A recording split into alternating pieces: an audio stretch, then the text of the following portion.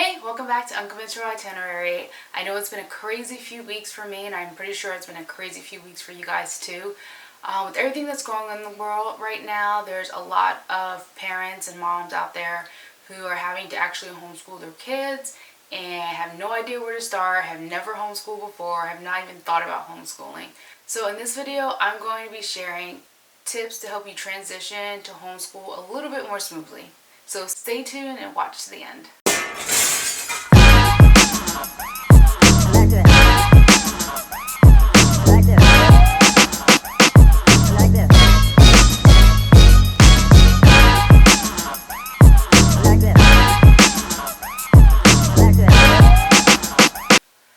So my background with homeschooling, I originally pulled my daughter Mackenzie out of public school back in the 4th grade. She was actually going to a school of the arts and I wasn't happy with that particular school, so I pulled her out and I started homeschooling.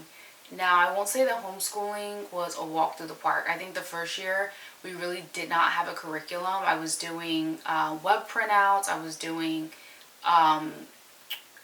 Brain Quest, I think that's what it's called, Brain Quest, you know, the little flippy booklets I'm pretty sure we all had in our younger years.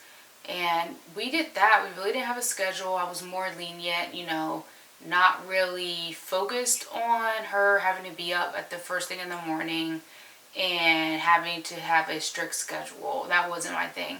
But we eventually went through a lot of trial and errors, and we finally have something that works for us, which is she does 4 classes with the Florida Virtual School Flex program, which she gets her math, she gets her language arts, she gets her science, and she gets her social studies. The 4 main classes that most of the Florida kids get right now is what she does, except she's doing it from the comfort of her own home. She's on her own schedule, and although she has assignments to turn in every week, it's not, she can do more assignments if she wants to, if she wanted to finish the 7th grade faster or not. And that's what I really liked. You did not have to wait a whole school year to get through the grade that you're on. You can, you know, surpass that grade. You could probably do 2 grades in 1 year. So the first thing we're going to talk about is schedules. Although school may be out for you and your child, and that doesn't mean that your child has to wake up at 6 o'clock in the morning. They have to go through the motions of getting ready for school, getting dressed, and everything. I think it's really important to realize that your child has been working hard all school year. All year long, waking up early, taking the bus, or getting dropped off by, you know, yourself at the school, you know, just spending long hours at school in general. I think being able to give your child a little bit of room to just relax a little bit more, so maybe not having them wake up at 6 o'clock in the morning or 7 o'clock in the morning. Maybe they decide to sleep in until 9 o'clock and that's when they start their day. So definitely you should find something that works for you. You know, for us, I let Mackenzie sleep in until whenever she wakes up. Most days she sleeps in until like 11 o'clock in the afternoon. Some days she sleeps in later. For me, it doesn't matter because I know like once she's up, you know, she's going to go do what she has to do, versus if I'm waking her up by an alarm clock at 7, 8, 9 o'clock in the morning, it's just going to be a rough day for us because I know when I get woken up, when I'm sleepy, I am not in the best of moods. And I'm pretty sure there are a lot of children that wake up really grumpy because they're not ready to wake up, they didn't get enough sleep, and I feel like they don't perform the best when you're tired as a child. Now, what's good about having a schedule is that you and your child can come up with a schedule together. I think it's important to include your child in these decisions because they're going from having no say in their school day, you know, going to school, going through all the periods and coming home, and now they're being homeschooled. You know, I think they should have an option to have a say in their schedule. For instance, suppose they're used to having lunch at 10:30 in the morning and they're saying, okay, hey, can we move lunch to later on because I'm not hungry at 10:30 in the morning. Maybe they want to do their art class that you have set up later on in the day versus in the morning. I think it's important to show your kid that their opinion is very much valued in the decision making as far as homeschooling is going. So for us, we don't necessarily have a schedule. As I mentioned before, Mackenzie wakes up when she wakes up. She has the classwork that she knows she has to get done throughout the week. And she's more self-paced, likes to do things on her own. But if she decided she didn't want to do class that day, then that's fine, because it's not a push. As long as all her assignments are done by the end of the week, I'm happy for her. Now, when we were homeschooling, when she was in elementary school, it was a little bit more structured. She did have classes, video classes with her teacher twice a week, and it was in a classroom setting, so she saw other kids.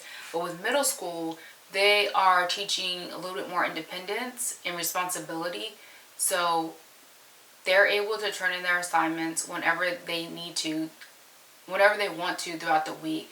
And they also have live help sessions too, so if she wanted to catch a class, there are times throughout the day on certain days that she can join in on a live class if she wanted to, listen in on a live lesson. So there's a lot of people that think that if you don't teach your child 5 days out the week like they're in school, they're going to not learn. I think that that is definitely a huge myth. I think that your child picks up on everything. Even if you decide not to work or do schoolwork one day, they're not going to be hurt by that at all.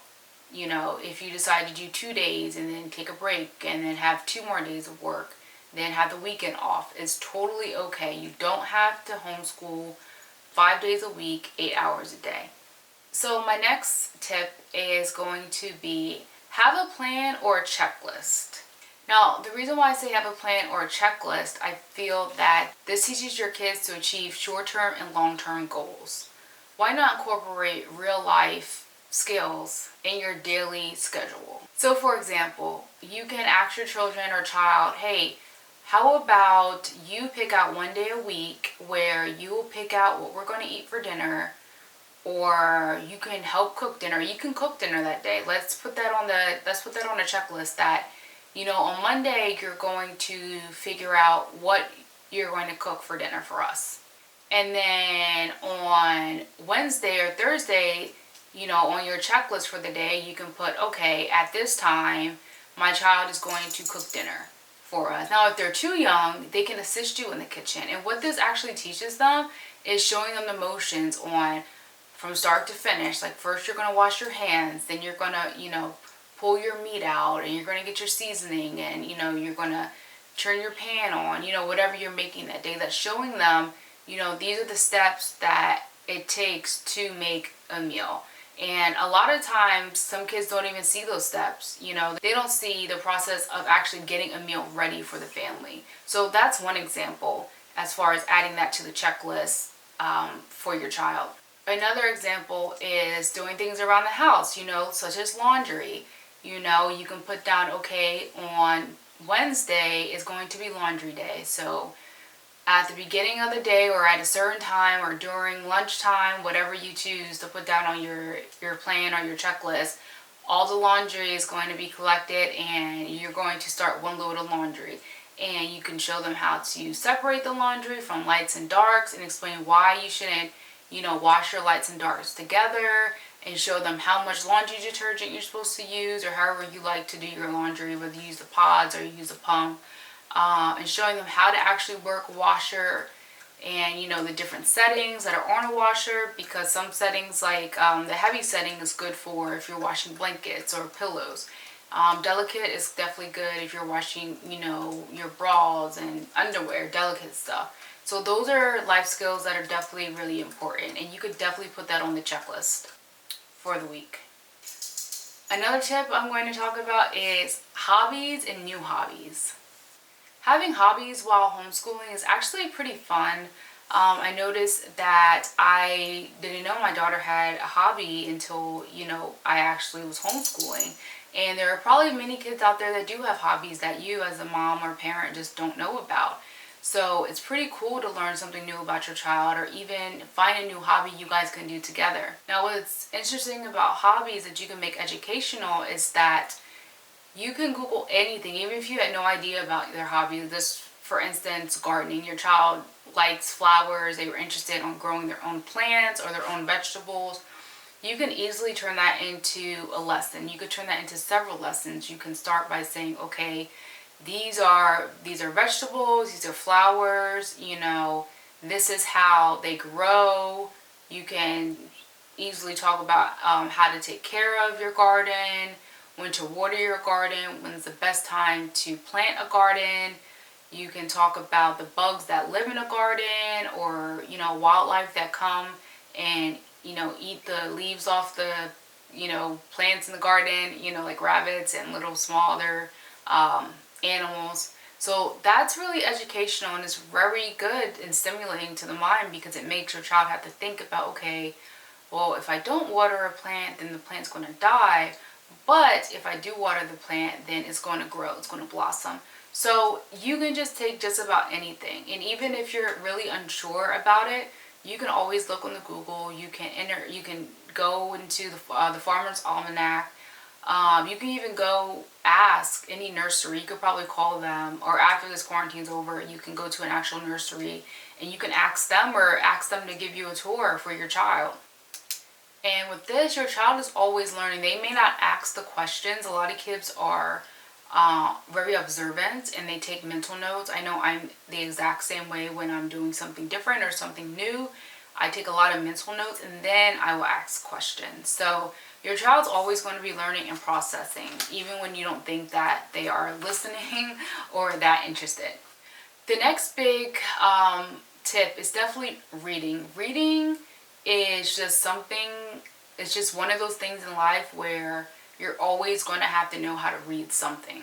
I think once your child has the basic skills on reading, I think this tip I'm going to give you right now works a little better. But if not, you can always, there's also other resources that will help your child as far as reading. So if your child's like me, I don't particularly like reading books that I just usually are not interested in, like different genres. Off the top of my head, I can think of several books that are kid appropriate, like the Boxcar Children, Babysitter Club, VC Andrew books, which, you know, she's still printing, or they're still printing books for her. But a lot of kids do not like to read, and it's not because, you know, it could be because they just have trouble reading or concentrating. But another option that I do like is audiobooks. Now, audiobooks, I feel you can get through the book so much faster.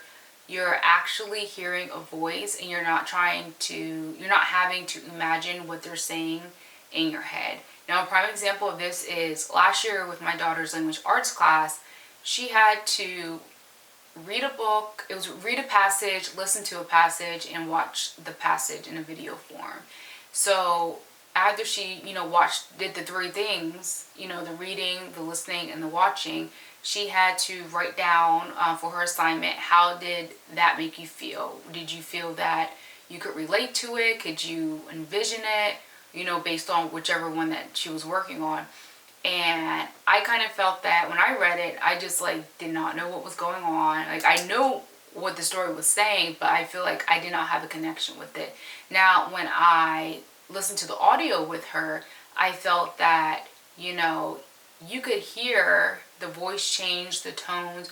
You can actually kind of put like a voice to a name and, you know, what's going on. And when we watched the video, the short clip, we're like, oh, okay, we were really, really, really interested.